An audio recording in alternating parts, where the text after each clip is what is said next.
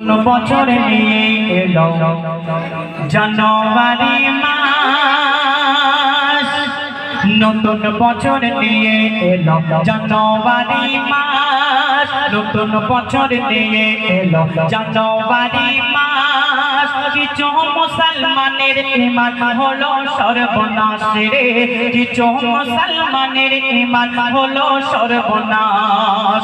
বেকার হয়ে গেল রে তোর নামাজ 12 মাস, বেকার হয়ে গেল রে তোর নামাজ 12 মাস। কিছু মুসলমানের ঈমান হলো সর্বনাশ রে, কিছু মুসলমানের ঈমান হলো সর্বনাশ। গোসাইপুর বাজারে গেছি 13 জানুয়ারি, দেখতে পেলাম গাড়িতে করে ইয়াং ছেলেরা ড্যান্স করতে করতে চলে যাচ্ছে, গাড়ি ভর্তি বক্স নিয়ে। সব এই মুসলমান ঘরের ছেলেরা, আমার বন্ধুরা, আমার ভাইরাও। কিন্তু দেখুন, আল্লাহ রসুল বললেন, আমার উম্মাত উম্মাতি, যে দেশে তোমরা বাস করবে, যে দেশে তোমার জন্ম হবে, ওই দেশকে ভালোবাসবে, মাসকে ভালোবাসবে। আর আমরা কেমন ভাবে ব্যবহার করছি সেই উদ্দেশ্য করে দেখুন লিখছে, ঘুরতে গেলি দীঘাপুরে আর মুর্শিদাবাদে, ঘুরতে গেলি দীঘাপুরে আর মুর্শিদাবাদে, শরাব খেয়ে কাটিয়ে দিলে সারা দিন রাত।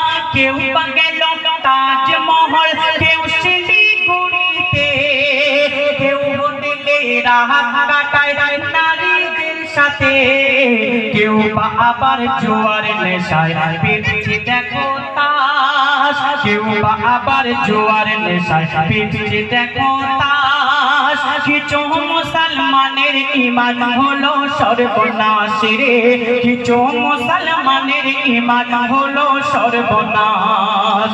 নতুন বছর নিয়ে এলো জানুয়ারি মাস, নতুন বছর নিয়ে এলো জানুয়ারি মাস। কিছু মুসলমানের ঈমান হলো সর্বনাশ রে, কিছু মুসলমানের ঈমান হলো সর্বনাশ। আজকে আমাদের সামনে আমফান এসছে, আয়লা এসছে এবং করোনাও এসছে।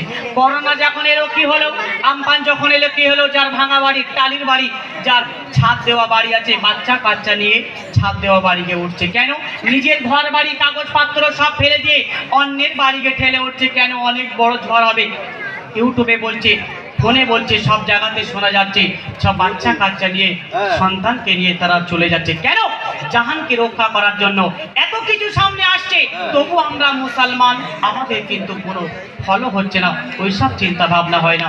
দেখুন সেই উদ্দেশ্য করে কবি লিখছে, দেখুন, আমফান এলো, আয়লা এলো আর এলো করোনা, আমফান এলো, আয়লা এলো আর এলো করোনা।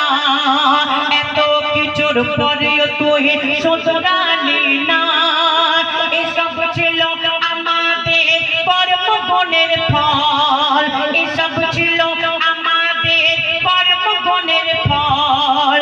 কেমন করে খোদা আজ বুঝিয়ে দেবে বল, চোখের সামনে কত মানুষ হয়ে গেছে লাশ, চোখের সামনে কত মানুষ হয়ে গেছে লাশ। কিছু মুসলমানের ঈমান হলো সর্বনাশ রে, কিছু মুসলমানের ঈমান হলো সর্বনাশ।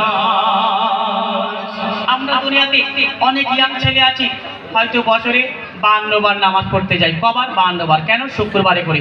আবার অনেক আমার ভাইরা আছে 5 ওয়াক্ত নামাজ পড়ে। কিন্তু যখন জানুয়ারি মাস আসে, আমরা ইয়ং ছেলেরা, আমার বন্ধুরা, মুসলমান ঘরের ছেলেরা এক মাসে সব কিছু আমরা শেষ করে দিই। আমার রসুল বলেছে, আমার উম্মাত উম্মাতিরা, তোমরা তোমাদের স্ত্রী, মা, আব্বাকে বছরে একবার হলেও তাদেরকে বেরিয়ে নিয়ে আসবে। তবে কেমন ভাবে? পর্দার আড়ালে। সেই উদ্দেশ্য করে শেষ কথাই লিখছে, দেখুন, ভ্রমণ করো এমন ভাবে বলছে শরিয়াত, ভ্রমণ করো এমন ভাবে বলছে শরিয়াত।